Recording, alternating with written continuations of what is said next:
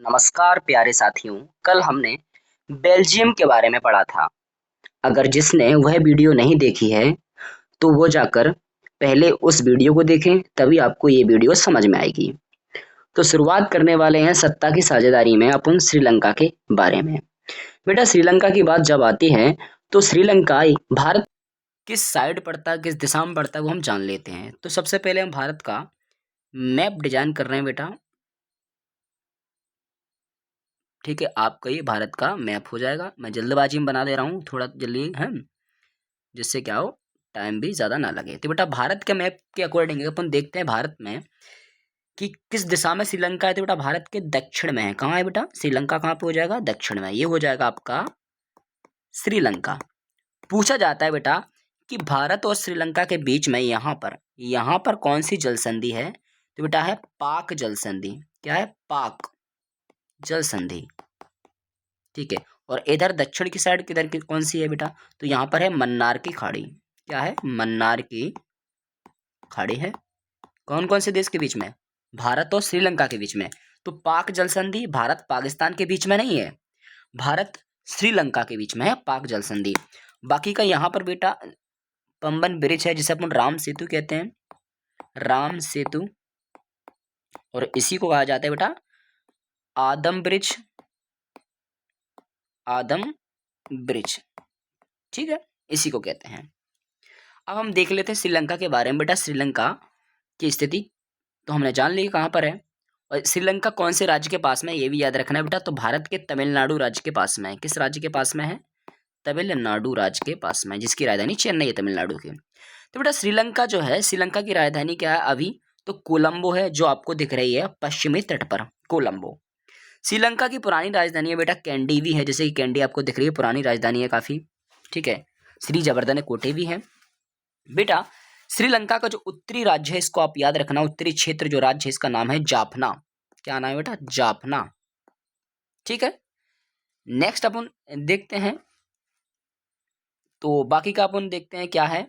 तो श्रीलंका में याद रखना है राजधानी कोलंबो हो जाएगी। पुराना नाम श्रीलंका क्या है? तो पुराना नाम बेटा श्रीलंका का है सीलोन। ठीक है। श्रीलंका को स्वतंत्रता कब मिली थी? तो 1948 में मिली थी। और हमें यह भी पता है कि श्रीलंका चारों तरफ से पानी से घिरा हुआ है, और जो स्थल का ऐसा भाग जो चारों तरफ से पानी से घिरा होता है उसे अपन द्वीप कहते हैं। अब ये क्या हो जाएगा बेटा? द्वीपीय देश होगा। क्या होगा? एक द्वीपीय देश है, क्योंकि ये चारों तरफ से पानी से घिरा हुआ है। और बेटा कौन से राज्य के पास में है? तो तमिलनाडु के दक्षिणी तट से कुछ किलोमीटर दूरी पर है श्रीलंका। भारत और श्रीलंका के बीच में क्या है बेटा? पाक की खाड़ी है। ठीक है। जनसंख्या कितनी है? तो लगभग 2 करोड़ है, हरियाणा के बराबर है लगभग यहाँ पर। ठीक है, 2 करोड़ जनसंख्या, जबकि बेल्जियम की 1.6 करोड़ थी और यहाँ की 2 करोड़ है, बेल्जियम से थोड़ी ज्यादा है। आगे देखते हैं बेटा, श्रीलंका के बारे में देखते हैं। तो श्रीलंका में अपन ये देख लेते हैं कि जो बेटा जातीय समुदाय है ना, श्रीलंका में जातीय समुदाय यानी कितने प्रकार के हैं, कौन कौन ज्यादा रहते हैं, कौन कौन सी जाति ज्यादा रहती है? तो बेटा सिंगली जाति, श्रीलंका की सबसे ज्यादा जो फेमस जाति है बेटा सिंगली है, जो कि श्रीलंका की कुल आबादी का, मान लीजिए 100% लोग रहते हैं ना, तो उसमें तो 74% बेटा सिंगली रहते हैं। बाकी का बात करें तो तमिल रहते हैं कौन, कितने? तो तमिल रहते हैं टोटल 18%। कितने बेटा? 18%। अब इस 18 में भी 2 प्रकार के तमिल हैं। एक तो बेटा श्रीलंकाई तमिल है, एक तो है श्रीलंकाई तमिल, और दूसरे हैं हिंदुस्तानी तमिल, भारतीय तमिल। ठीक है, जो उपनिवेशिक शासनकाल के दौरान श्रीलंका में गए थे। श्रीलंकाई तमिल थोड़े से ज़्यादा हैं। मैं आपको इसको छोटा कर देता हूँ, जिससे ये और अच्छे से मैं इसको बना सकूँ। ठीक है,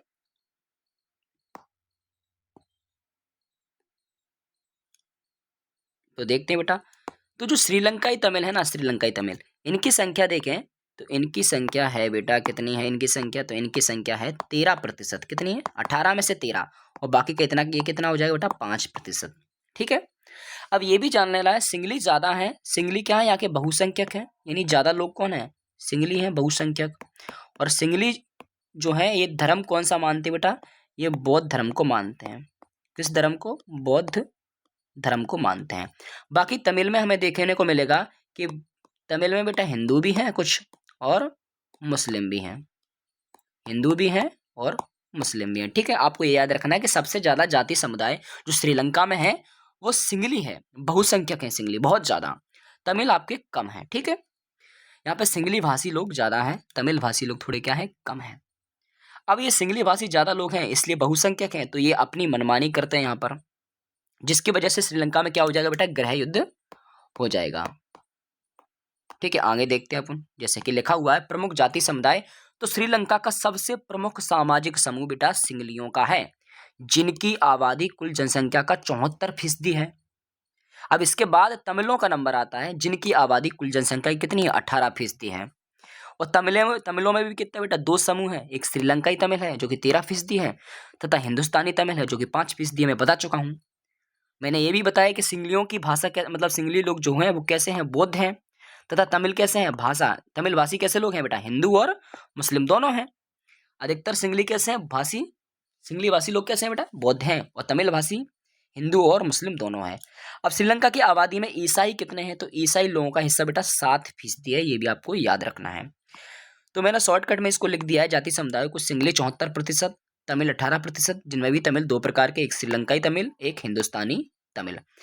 अब श्रीलंका में बहुसंख्यक कौन है बेटा, ज्यादा लोग कौन है, सिंगली हैं, तो सिंगलियों का क्या प्रभाव पड़ेगा, क्या प्रभाव रहेगा यहाँ पर, जिसकी वजह से तमिल बेटा, तमिलों को क्या आएगा, गुस्सा आएगा, जिसकी वजह से क्या हो जाएगा, गृह युद्ध की स्थिति आ जाएगी। गृह युद्ध की स्थिति क्या गृह युद्ध हो जाएगा वहां पर। ठीक है, तो आगे देखते हैं बेटा, श्रीलंका में क्या है, बहुसंख्यकवाद है। सन 1948 में श्रीलंका स्वतंत्र राष्ट्र बना, तब सिंगली समुदाय के नेताओं ने अपनी बहुसंख्या के बल पर शासन पर प्रभुत्व जमाना चाहा। यानी 1948 में जब श्रीलंका पर ब्रिटेन का अधिकार था ना, तब तक तो सिंगलियों का कुछ वो नहीं चल रहा था बेटा कि भैया जोर चले, लेकिन जैसे ही स्वतंत्र हुए ना श्रीलंका वाले, तो सिंगली ज्यादा थे, सिंगलियों ने कहा कि भैया अब शासन तो हम करेंगे क्योंकि हम ज्यादा हैं। 1956 में इन्होंने कानून बना दिया। क्या कानून बनाया बेटा, कि इस कानून के तहत तमिल को दरकिनार करके सिंगली भाषा को एकमात्र राजभाषा घोषित कर दिया गया। बहुत अच्छी चीज नहीं है, क्योंकि राजभाषा घोषित किसे कर दिया, सिंगली को घोषित कर दिया, तमिल को दरकिनार कर दिया, तमिल को हटा के क्या कर दिया बेटा, सिंगली भाषा को एकमात्र राजभाषा घोषित कर दिया। ठीक है, बाकी अगर अपन बात करें, विश्वविद्यालय होते हैं, सरकारी नौकरियों में सिंगलियों को ही प्राथमिकता देने की नीति चलाई गई। यानी जो भी नीतियां बनाई जा रही थी ना, वो सिंगलियों को ही प्राथमिकता दे रही थी, सिंगलियों को ही प्रायोरिटी दे रही थी बेटा, चाहे वो विश्वविद्यालय में हो, चाहे वो सरकारी नौकरियों में। नए संविधान में यह भी घोषणा की गई कि सरकार केवल बौद्ध मतों को संरक्षण और बढ़ावा देगी। यानी जो बौद्ध धर्म को अपनाए हैं ना लोग, उन्हीं को संरक्षण देगी सरकार। ये संविधान में लागू किया गया। ठीक है, घोषणा कर दी गई 1956 में। अब इसका परिणाम बेटा क्या हो जाएगा, तो इसका परिणाम ये हुआ कि तमिल और सिंगली समुदाय के संबंध कैसे चले, बिगड़ते चले जाएंगे। ठीक है, बिगड़ते चले गए, क्योंकि बेटा ये बताओ, सिंगली को तुम एकमात्र राजभाषा घोषित कर रहे हो, नौकरियों में तुम सिंगली को ही प्राथमिकता दे रहे हो, तुम संविधान में ऐसा लिख रहे हो, घोषणा कर रहे हो कि केवल बौद्ध मतों को संरक्षण देगी सरकार। अब बौद्ध मत का मतलब क्या है, कि सिंगली, क्योंकि बौद्ध किसका धर्म है, सिंगलियों का है। तो जिसकी वजह से क्या होगा, तमिल और सिंगलियों में क्या होगा बेटा, आपसी विवाद हो जाएगा। तो श्रीलंका में क्या हो जाएगा, तमिलों का संघर्ष स्टार्ट हो जाएगा। तो श्रीलंकाई तमिलों ने अपनी राजनीतिक पार्टियां बनाई और तमिल को राजभाषा बनाने के लिए संघर्ष किया।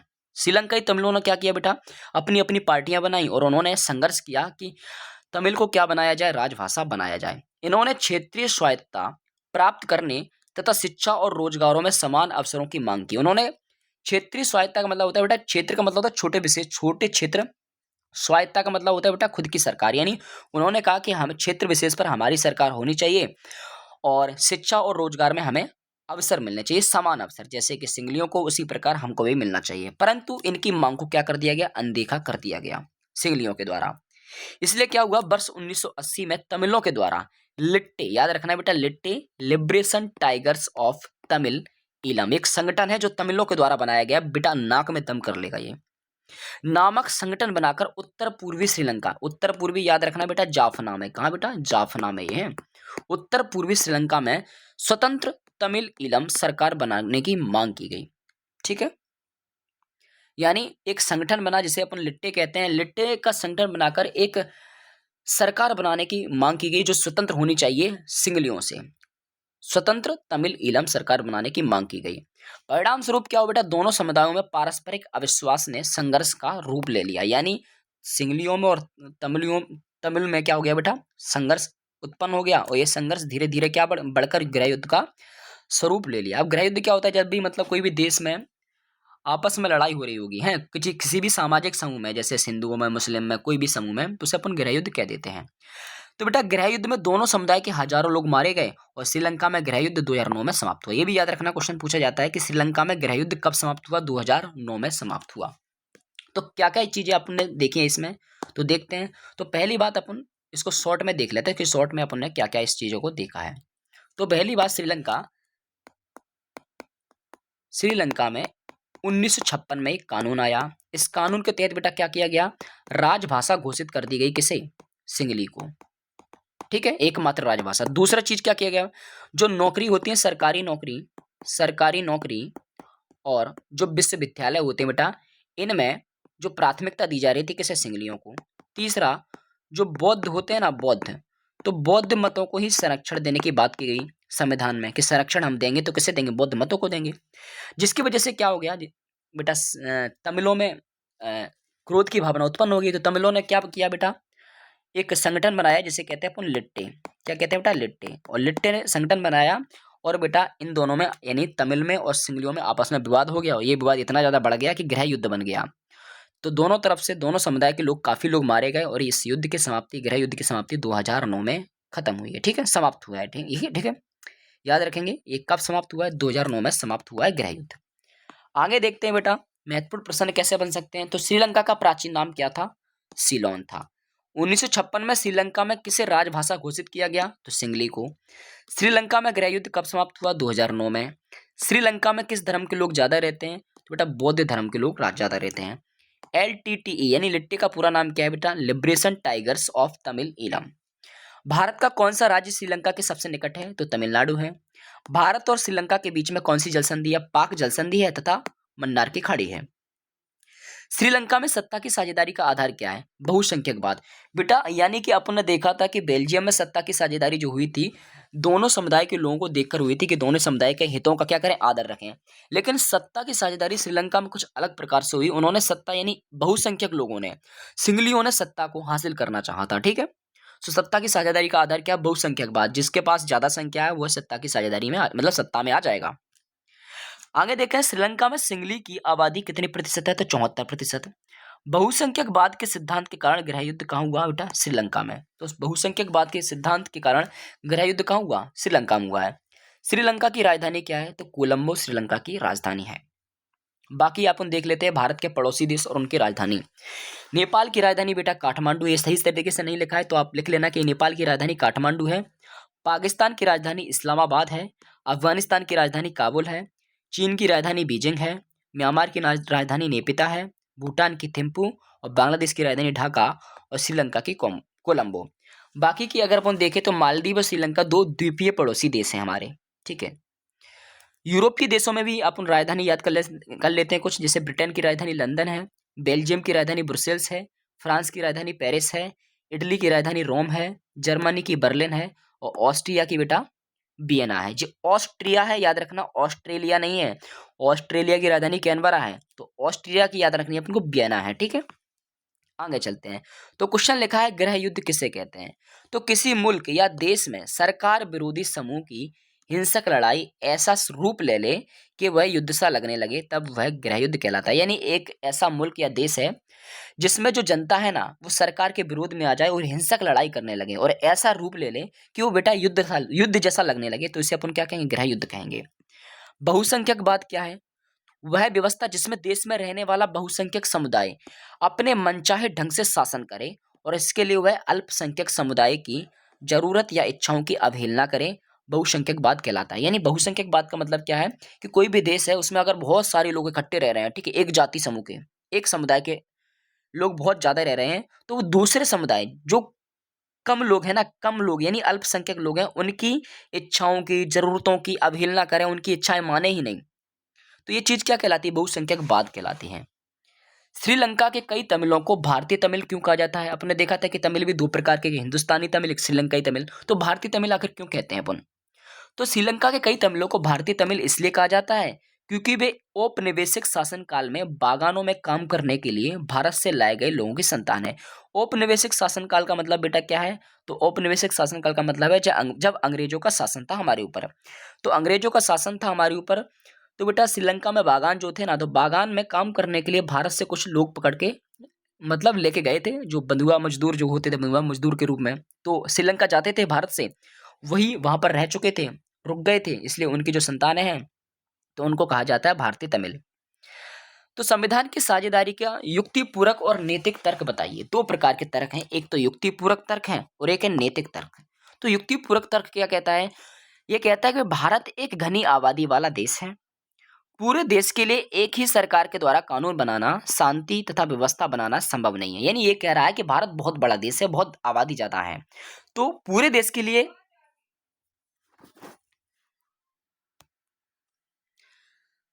मतलब एक ही सरकार बेटा कानून नहीं बना सकती, शांति व्यवस्था नहीं रख सकती, बहुत, क्योंकि देश अगर जब बड़ा होता है तो एक से ज्यादा प्रकार की सरकार होनी चाहिए।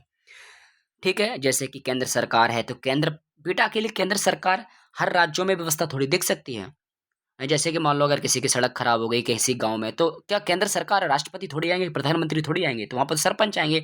तो क्या करें, केंद्र की शक्तियां बांट दें, राज्यों में बांट दें, स्थानीय रूप से बांटते हैं। तो केंद्र सरकार क्या करें, इसलिए सरकार को विभिन्न स्तरों में बांट दिया गया है और उनके बीच कार्यों का बंटवारा संविधान में लिखित रूप से कर दिया गया है। ठीक है, संविधान में लिख दिया गया कि ये कार्यों का बंटवारा है बेटा, ये कार्य कौन करेगा। अगर ऐसा नहीं होता तो आपस में इनकी लड़ाई भी हो जाती कि भैया ये कार्य तो मेरा था, राज्य सरकार कहती ये कार्य मेरा था, लेकिन केंद्र सरकार कहती, और केंद्र सरकार उस काम को कर दी थी, तो राज्य सरकार कहती कि ये काम मेरा था। इसलिए लिख दिया गया है संविधान में कि कौन सा कार्य किसके लिए है, जिससे यह सरकार बिना झगड़ा किए देश के लोगों के हितों को ध्यान में रखकर शासन कर सके। ठीक है, यानी आपस में झगड़ा ना करें और लोगों के हितों को ध्यान में रखें। तो ये तो युक्तिपूरक तर्क है, ये कह रहा है कि भारत एक बहुत बड़ा देश है और इसमें शांति बनाने के लिए एक से ज्यादा सरकार चाहिए, इसलिए सरकार को विभिन्न स्तरों में बांट दिया गया है, जैसे कि केंद्र सरकार, राज्य सरकार और स्थानीय सरकार। स्थानीय सरकार छोटे छोटे काम देखेगी, जैसे सड़कों पर बनाएगी है ये चीजें देखेगी। राज्य सरकार थोड़े राज्य के काम देखेगी, राज्य की योजनाएं बनाएगी, और केंद्र सरकार बेटा पूरे देश के लिए योजनाएं बनाएगी। ठीक है, अब नैतिक तर्क तर्क क्या है बेटा? तो नैतिक तर्क ये कहता है कि लोकतंत्र देश में सत्ता का बंटवारा जरूरी है। यदि एक ही प्रकार की सरकार होगी तो वह निरंकुश हो जाएगी। ठीक है, ज्यादा से ज्यादा लोगों की भागीदारी शासन में नहीं हो पाएगी, जो कि लोकतंत्र के लिए जरूरी है। इसलिए भारत में विभिन्न स्तरों पर सरकारों का वर्गीकरण कर दिया गया। यानी नैतिक तर्क थोड़ा सा अलग है। नैतिक तर्क बेटा क्या है? नैतिक तर्क ये कहता है कि अगर देश में सत्ता का बंटवारा नहीं किया तो एक ही प्रकार की सरकार होगी, फिर तो क्योंकि सरकार सत्ता का बंटवारा नहीं किया तो एक ही प्रकार की सत्ता और एक ही प्रकार की सरकार होगी तो वह निरंकुश हो जाएगी, ये कह रहा है नैतिक तर्क। और फिर क्या होगा, ज्यादा से ज्यादा लोगों की भागीदारी भी नहीं होगी इसमें शासन में, और अगर नहीं होगी तो लोकतंत्र के लिए कि बेटा क्या है, जरूरी नहीं है। लोकतंत्र के लिए जरूरी था कि अगर ज्यादा से ज्यादा लोगों की भागीदारी हो, तो लोकतंत्र के लिए जरूरी क्या है कि ज्यादा से ज्यादा लोगों की क्या बेटा सत्ता में भागीदारी हो। ओके, इसलिए भारत में विभिन्न स्तरों पर क्या है, सत्ता को वर्गीकरण कर दिया गया है। अब शॉर्ट में अपन समझ लेते हैं। तो युक्ति पूरक तर्क जो है बेटा को समझदारी वाला तर्क भी कहते हैं। यह तर्क लाभ कर परिणामों पर जोर देता है, ये देखता है कि भैया लाभ मिल रहा है लाभ के लिए। और नैतिक तर्क सत्ता के बंटवारे के अंतर्भूत महत्व को बताता है। यानी नैतिक तर्क तो और तगड़ा है, यानी वह बताता है कि सरकार निरंकुश नहीं होगी इससे। और युक्तिपूरक वह सिर्फ लाभ के बारे में बताता है कि ये सिर्फ समझदारी का तर्क कह सकते हैं, और लाभ के परिणामों पर जोर देता है कि सभी जनता का लाभ होगा, केंद्रीय सरकार, राज्य सरकार, स्थानीय सरकार की वजह से। और नैतिक तर्क कहता है कि अगर एक ही प्रकार की सरकार होगी तो सरकार निरंकुश हो जाएगी। अब अपना बेटा एक और देश लेबनान, ये भी एशिया में स्थित है। ठीक है, राजधानी इसकी बैरूत है और महाद्वीप कौन से महाद्वीप में बेटा? एशिया महाद्वीप में स्थित है। अब यहाँ भी कुछ ऐसा था, गृह युद्ध जैसी समस्या आई है श्रीलंका जैसी। यहाँ भी भाषाई और जातीय समूह के बीच संघर्ष था, गृह युद्ध जैसी समस्या हुई, जिसका समाधान इस प्रकार हुआ। यहाँ भी इस प्रकार काफी संघर्ष हो रहा था, लेकिन फिर समाधान कर लिया गया। समाधान कैसे कर लिया गया कि ऐसा कहा गया कि देश का राष्ट्रपति मेरोनाइट पंथ का बनेगा। ठीक है बेटा, देश का राष्ट्रपति कौन बनेगा? मेरोनाइट पंथ का बनेगा।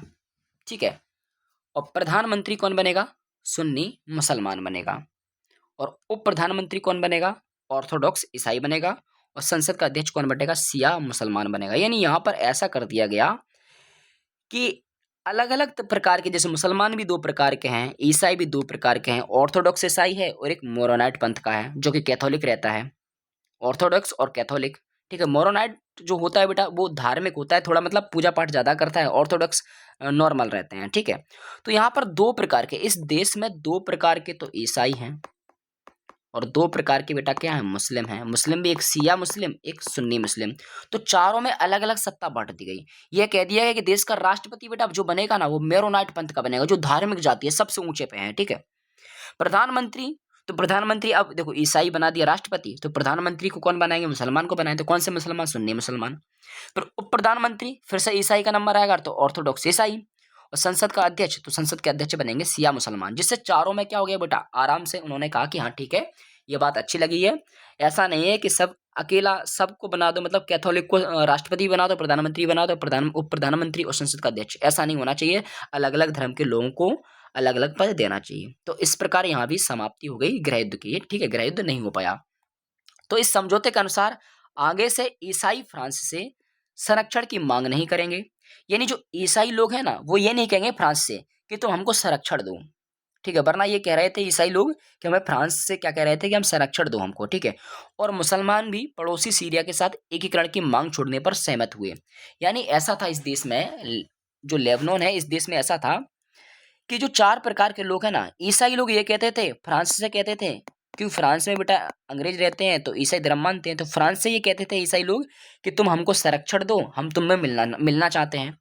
और मुसलमान कहते थे बगल के जो मुस्लिम देश है ना उनसे कहते थे कि हम तुम्हारे साथ मिलना चाहते हैं, सीरिया के साथ।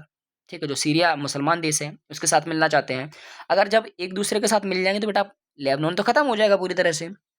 तो फिर एक समझौता हुआ, जब ईसाइयों और मुसलमानों के बीच में यह समझौता हुआ तब दोनों की आबादी लगभग क्या थी, बराबर थी। दोनों की आबादी बराबर है, ईसाई और मुस्लिम की दोनों की आबादी बराबर थी। बाद में मुसलमान स्पष्ट रूप से बहुमत में आ गए और दोनों पक्ष अभी भी उस समझौते का आदर करते हुए उसे मान रहे हैं। ठीक है, तो आपको ये याद रखना है कि यहाँ भी ऐसा हुआ था। अब अगला क्वेश्चन, दबाव समूह किसे कहते हैं। तो जब विभिन्न आर्थिक हितों के संगठन अपने हितों की पूर्ति के लिए सरकार पर दबाव डालते हैं तो ये हित दबाव समूह कहलाते हैं। जैसे कि लोकतंत्र में हम अनेक दबाव समूह को भी सक्रिय देखते हैं, जैसे व्यापारी है, व्यवसायी, उद्योगपति, किसान, औद्योगिक कर्मचारी, ये भी सरकारी समितियों में भागीदारी करके या निर्णय करने की प्रक्रिया में प्रभाव लाकर सरकारी सत्ता में साझेदारी रखते हैं। यानी ऐसा दबाव समूह ऐसा है जो एक ऐसा संगठन है, व्यापारियों का संगठन हो सकता है, उद्योगपतियों का संगठन हो सकता है, जो अपने हितों की पूर्ति के लिए सरकार पर क्या डालते हैं बेटा, दबाव डालते हैं। अपन ने देखा होगा कोई भी अगर कानून लागू होता है अगर वो किसानों के लिए अच्छा नहीं है तो किसान दबाव डालते हैं उन पर, सरकार पर, जिसकी वजह से सरकार को अपना फैसला वापस भी लेना पड़ सकता है। तो इसे कहते हैं दबाव समूह।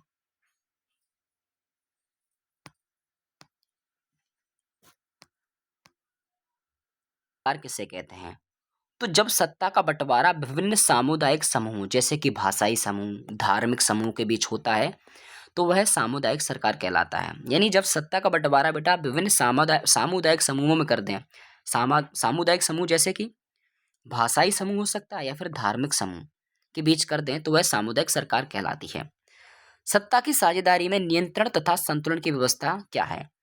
इस व्यवस्था में सरकार का एक अंग दूसरे अंग पर क्या करता है, नियंत्रण रखता है। कोई भी अंग सत्ता का असीमित उपयोग नहीं कर सकता। इससे विभिन्न संस्थाओं के बीच सत्ता का संतुलन बनता है, जैसे कि कार्यपालिका और विधायिका के द्वारा बनाए गए कानूनों पर नियंत्रण न्यायपालिका रखती है। मैंने बताया था कि कार्यपालिका जो कानूनों को लागू करती है और विधायिका जो कानूनों को बनाती है उस पर नियंत्रण कौन करता है, न्यायपालिका रखती है।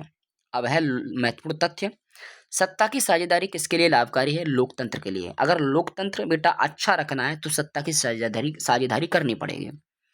एशिया के उन दो देशों के नाम बताइए जिनमें दो भाषाई और जातीय समूह के बीच संघर्ष था। तो श्रीलंका भी एशिया में आता है और लेबनान भी। तो यहाँ पर संघर्ष था इन लोगों के बीच में, दो भाषाई और जातीय समूह। याद रखना बेल्जियम यूरोप में आता है, एशिया में नहीं आता है। शासन के विभिन्न अंगों के बीच सत्ता के बंटवारे को क्या कहते हैं, तो सत्ता का क्षैतिज वितरण। विभिन्न अंगों के बीच के बारे में पूछा जाए तो क्षैतिज वितरण है। स्तरों के बीच में तो बेटा सत्ता का क्या हो जाएगा, ऊर्ध्वाधर वितरण। स्तर का मतलब होता है कि लेवल, पहले उच्च लेवल पे फिर निम्न लेवल पर। ठीक है, और अंगों के मतलब है कि सभी एक ही स्तर पर रहकर काम कर रहे हैं। शासन के विभिन्न अंग कितने हैं, तो 3 हैं, विधायिका, कार्यपालिका और न्यायपालिका। यूरोपीय संघ का मुख्यालय कहाँ है, ब्रुसेल्स में है। राजनीतिक दल के अलावा और कौन सरकार की नीतियों और निर्णय को प्रभावित करते हैं? तो अभी मैंने बताया दबाव समूह। दो या अधिक दलों के बीच सत्ता की साझेदारी को क्या कहते हैं? तो गठबंधन सरकार कहते हैं दो या अधिक दलों के बीच की सत्ता की साझेदारी को। इन्हें भी जानना है अपन को कि एथनिक क्या होता है। तो एथनिक साझी संस्कृति पर आधारित सामाजिक विभाजन एथनिक या जातीय कहलाता है। ठीक है। सामुदायिक सरकार ऐसी सरकार जो किसी एक भाषाई समुदाय के लोगों द्वारा चुनी जाए उसे सामुदायिक सरकार कहते हैं। ठीक है। संघराज्य क्षेत्र यानी संघराज्य क्षेत्र का मतलब है केंद्र शासित प्रदेश। तो शासन का वह क्षेत्र जो प्रत्यक्ष रूप से केंद्रीय सरकार के अधीन रहता है संघ राज्य क्षेत्र कहलाता है। केंद्रीय सरकार यानी राष्ट्रपति के अधीन रहता है बेटा, केंद्र के पास। ठीक है। सामाजिक समानता किसे कहते हैं? तो राष्ट्र के सभी नागरिकों के व्यक्तित्व के सर्वांगीण विकास का समान अवसर रहना, जैसे प्रथा, लिंग, जाति, धर्म आदि के विभेदों को दूर करना सामाजिक समानता कहलाती है। यानी आदि के विभेदों यानी धर्म है, जाति है, लिंग आदि के विभेदों को दूर करना। ठीक है। असमानता नहीं रखना इनमें, तो वो समानता कहलाएगी। ठीक है। तो आपका ये पाठ खत्म हो गया, पार्ट 2।